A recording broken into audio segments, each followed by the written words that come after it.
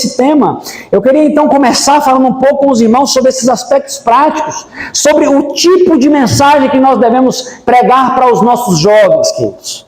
E você precisa ficar muito atento, queridos. O que pode fazer um ministro sem Cristo?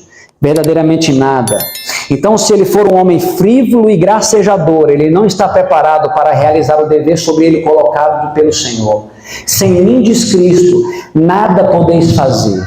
As palavras levianas que lhe saem dos lábios, as frívolas piadas, as palavras pronunciadas para provocar riso, são todas condenadas pela palavra de Deus e estão inteiramente fora de lugar no púlpito sagrado. Aqui não é lugar de piadas. Não, queridos. Aqui não é lugar de gracejos, de anedotas e de piadas. Nós estamos com a eternidade em jogo, com a honra de Cristo, envolvida no nosso aperfeiçoamento, no nosso preparo. Aqui é lugar de se pregar a palavra, para que a palavra penetre, para que nós possamos ter uma oportunidade de tomarmos uma decisão. Amém.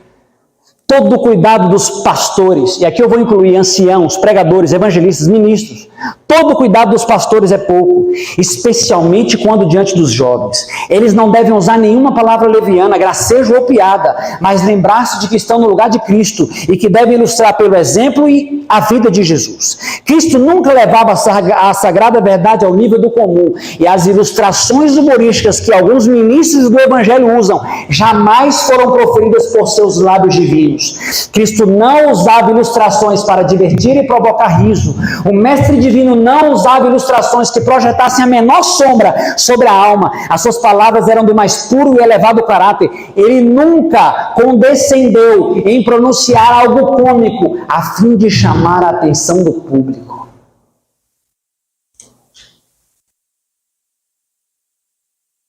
Por isso eu glorifico a Deus por uma vigília jovem, para tratar de assuntos importantes, salvação eterna, queridos. Salvação eterna. Qual é o alvo do ministério? É misturar o cômico com o religioso? E aí o Espírito você vai dizer, o teatro é que é lugar para tais exibições.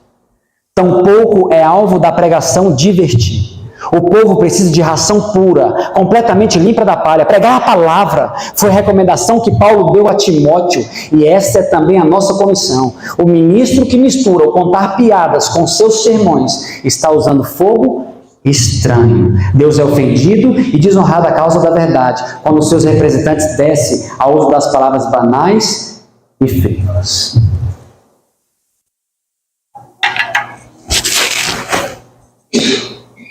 A reforma ela começa daqui, com a gente, na maneira como nós pregamos.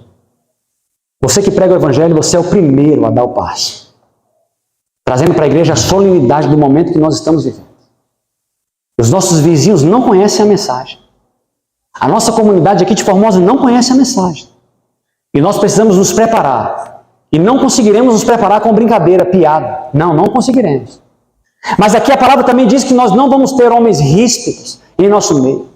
Mas nós vamos ter homens tratáveis, amáveis, que repreende os irmãos, mas está chorando com eles, que exorta, que consola, que estende a mão, que quando é preciso chamar, chama, queridos, mas que está junto nas obras. É o primeiro a fazer o evangelismo, é o primeiro a estar na recolta, é o primeiro a visitar, dar estudo bíblico para os irmãos, é o irmão que está limpando a igreja. Ele mostra que ele é participante com a igreja nos seus sofrimentos, na sua organização, ele se doa.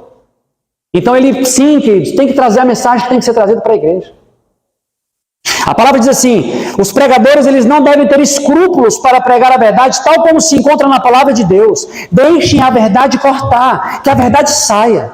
Foi-me mostrado que a razão pela qual os nossos pregadores não têm sido mais bem-sucedidos é porque eles têm medo de ferir os sentimentos, medo de não ser corteses, e por essa razão baixam os padrões da verdade e escondem o máximo possível a peculiaridade de nossa fé. Vi que Deus não poderia dar a esse sucesso. A verdade deve ser dita diretamente, e as pessoas devem ser incentivadas a tomar uma decisão com urgência. E enquanto os falsos pastores proclamam paz e pregam coisas aprazíveis, os servos de Deus devem clamar em alta voz e não se calar e deixar os resultados com Deus. Não podemos ter medo de pregar a verdade. O púlpito, a palavra de Deus, ela não está presa com a focinheira. As algemas da cadeia não impediram que o evangelho de Paulo fosse pregado. E Satanás, ele tem usado de muitas estratégias para impedir a pregação da verdade.